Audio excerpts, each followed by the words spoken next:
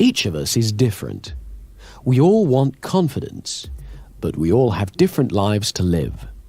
I would like you to think for a moment now about what you want confidence for. Take a moment or two to think about that.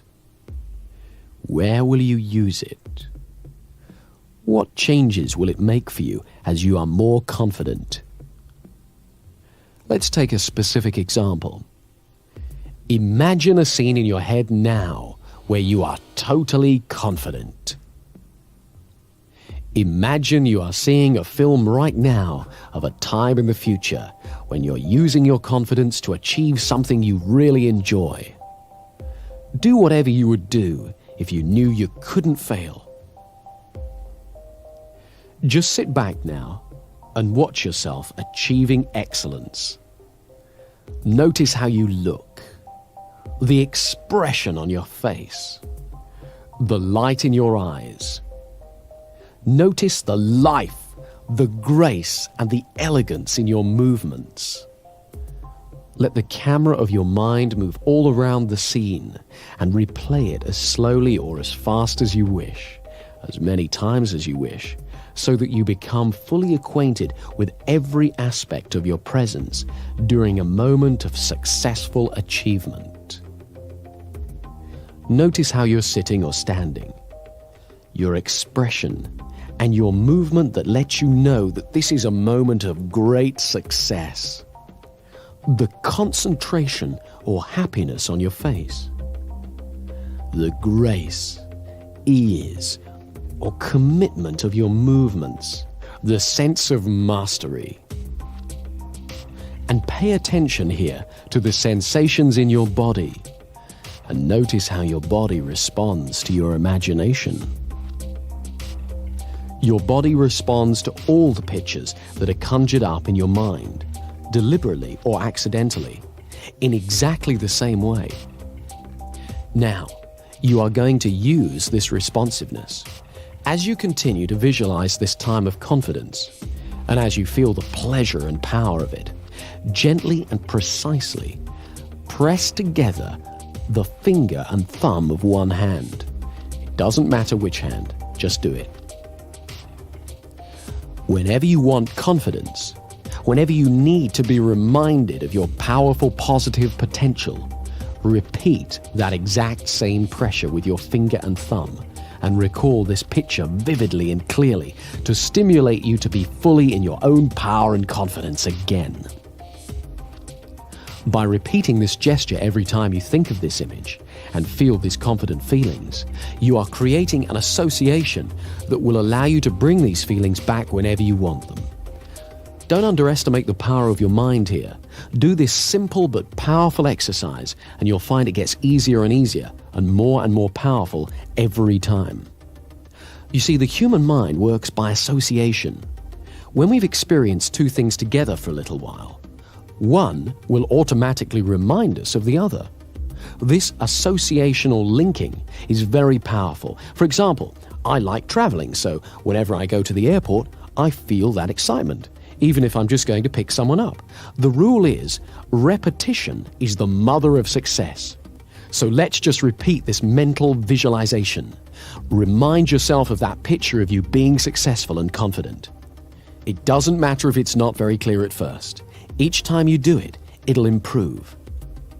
Home in on the part of it that makes you feel best.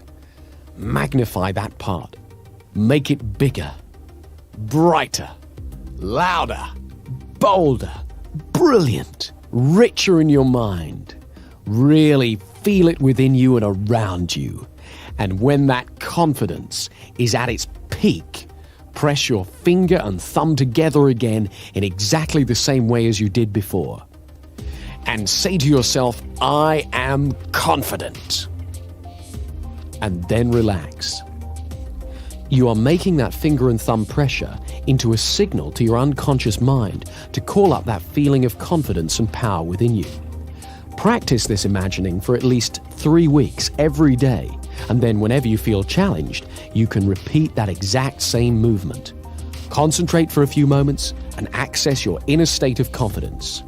Do it 21 times in a row. Olympic athletes the world over have used exactly this technique to prepare to win their competitions. Now you can use it. You see, we're all born with confidence. Babies are confident. They cry and they expect to be fed. They explore and they have no fear. We all have the ability to regain the confidence we are born with. And one of the main things we have to do, which is ridiculously simple, is just to make room for confidence. People who've lost confidence feel fear, and so they often hurry to get past things or hang back and avoid them.